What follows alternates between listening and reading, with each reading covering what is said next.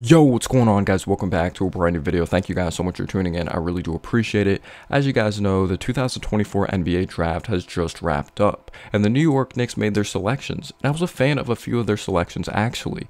But today, I'm bringing guys a breakdown of Pacome Dadiet that we selected with the 25th overall pick in the 2024 NBA draft. We did have the 24th overall pick as well, but we went on to maneuver that pick and traded over to the Oklahoma City Thunder for 5 future second-round draft picks. We'll see what happens with that. But I believe a big part of trading away that 24th overall pick was at least clearing up some cap space to try to make as much money as possible, to maybe even bring as much flexibility as possible to sign an Isaiah Hartenstein. And I know the Mikal Bridges deal isn't officially done because there are rumors that Deuce McBride could be included in that deal to free up money to re-sign an Isaiah Hartenstein. I would really like McBride to continue to stay on this team, but I do understand that the depth did get better. Josh Hart moving over to the bench, Dante DiVincenzo moving over to the bench. We'll see what happens when it comes to that backup center position. Do we bring back Precious Achiuwa to be that backup 5, even though I think he's more of a 4 in my opinion? Mitchell Robinson, you never know with his health, but it looks like as of right now, unless we run a small ball 5, that Mitchell Robinson is our starting 5. But you take a look at Pacome Dadiet that we selected with the 25th overall pick. He's 18 years old. He's very young. He moved over from France to Germany at 17 years old, and he's really developed his skills over the years. He's 6'8", 210 pounds with a 6'8", 6'9" wingspan. That is not official when it comes to his physical profile, when it comes to his wingspan. He seems like a very down-to-earth individual. He's such an interesting three-point shooter because if you take a look at the 36 games in the regular season, he shot it very well. Even though it wasn't high volume at 2 threes per game, you have to keep in mind he is 18 years old playing against grown men. He still shot 38% from 3, even if it was a low volume amount. He was still making them count on the 3-point shots he did take. But then you take a look at the Euro Cup, in those 19 games, he did only shoot 30.6% from 3 on 2.5 attempts. But then when it came to the German Cup, he actually shot over 40% from 3. So it seems like he isn't fearless on the big stage, which I really do like, but it also shows a lack of consistency, which I do expect at that young of an age. And his mechanics aren't awful, they just need to be refined a little more. And I do think he has the ability to be a pretty solid knockdown shooter at the next level. Do I think it's going to take some time for him to get regular rotational minutes in the NBA? Yes. From a physicality standpoint, he definitely needs to get stronger. What is his ceiling as a finisher? He has the length, he has the size, he has some decent athleticism in the half court. I do think he is better in transition when it comes to his overall athleticism. He's not some Giannis Antetokounmpo type of athlete, but he's very smooth. He knows how to use his legs, long strides out there on the basketball floor. And if you are wondering, like, is he a draft and stash player? Is he going to be in the G League? So when he was asked in an interview, do you plan on staying in Germany, like staying overseas to develop your skills? Do you plan on staying in the States and trying to play in the NBA? He said his plan is to stay in the States and play in the NBA, but that's also a club decision by the New York Knicks. And he's going to do what's best interest for him, his development, but I know he's going to make that decision on his own as well. So there needs to be the balance. So we'll see what Leon Rose, Walt Pair, and the overall New York Knicks organization, how they look at a Pacome Dadiet as of right now. Pacome, Fred Katz from The Athletic. Do you plan on playing here next year? Do you plan on taking more time in Europe? No, I'm planning on playing here in the team, yeah. He's a small forward, and when you look at him, he's a very natural player. There's some things that he definitely needs to work on from a fundamental standpoint, because the positive is when you watch his jump shot, he has very smooth mechanics, that he has very solid hip torque. On his jumper, he does a really good job using his hips, does a good job using his legs. Sometimes he uses a little too much of his upper body. You could see him dip the basketball sometimes a little too much. I know some of the best players in the world, of a Stephen Curry, dips the basketball, but he could also have the bad habit of shooting on the way down and not shooting on the way up. And sometimes he doesn't fully hold his follow through, but when he does hold his follow through, when his feet are set, when he has a good base and he's confident in his shot, he has ability to be a good shooter at the next level. And in the G League, maybe he'll be a 32-33% three-point shooter, but it comes with reps, it comes with repetition of how much he really wants it, and he's willing to put in the work. And he seems like a very grounded individual, which I really do like.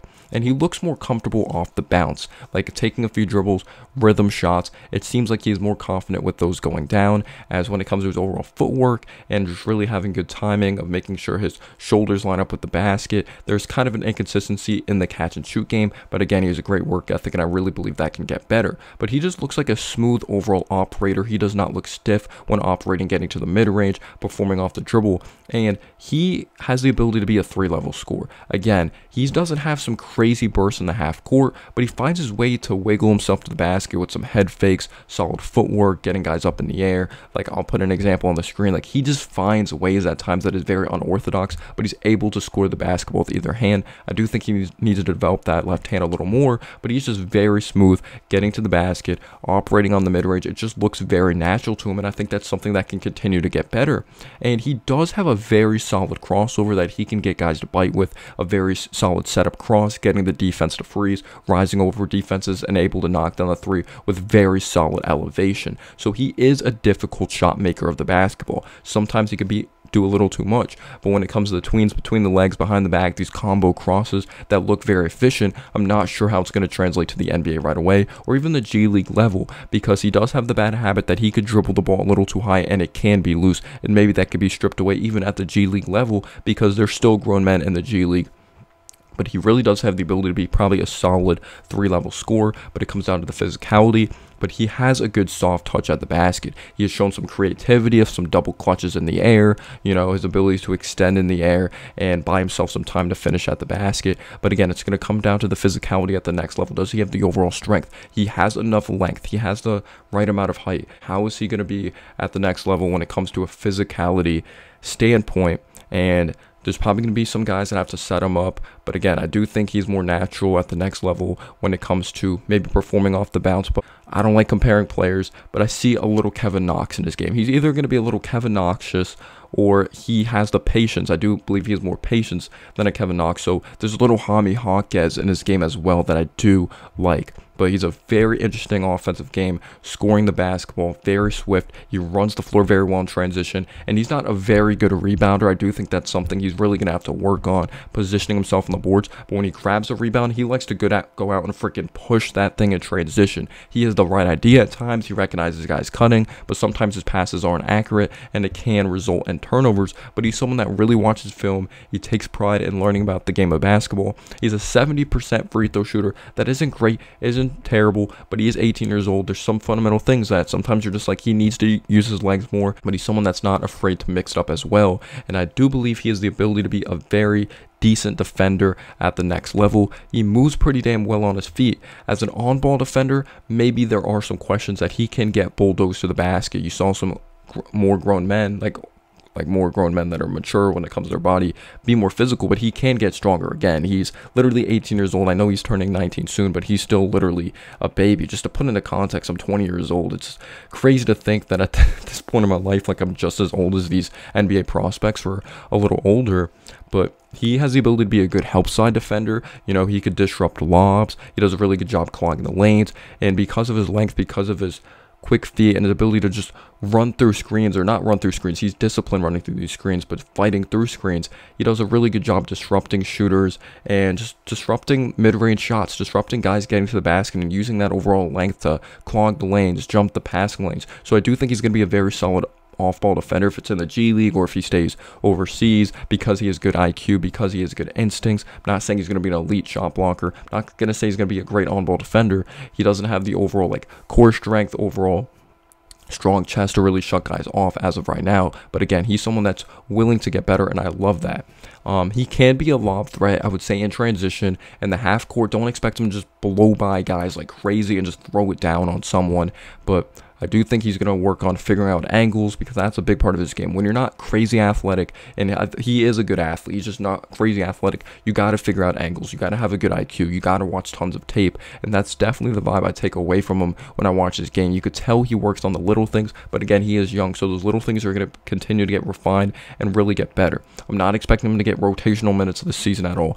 From a physicality standpoint, his handle needs work. You know, when it comes to reading defenses, to even be a decent passer. I know he's not going to be asked to distribute the ball like crazy, but I do think Tibbs is going to want someone that can mix it up a little more on the boards. We know he's going to play very hard, but decision making is a big key. Tibbs doesn't want those awful mistakes, even though I do believe it's a short-term memory game. The best players in the world make mistakes, but right now, when it comes to just overall his body being ready for the NBA, I'm not sure as of right now. In the G League, maybe he can get some buckets for sure, but I'm really looking forward to seeing what Pacome Dadiet could really bring to the next level. But like I said, he does have a low set point on his jumper. He can shoot on his way down. Low set point always isn't an issue because he does have solid mechanics. Sometimes it looks like the ball doesn't come off his fingertips very well, and maybe he could shoot with too much palm. And again, you want to see it come off his fingertips a little better, but you could see there is some creativity in transition, knowing how to protect the basketball and some overall fundamentals. And these guys are coached differently overseas. This is a French player. I know we don't have a good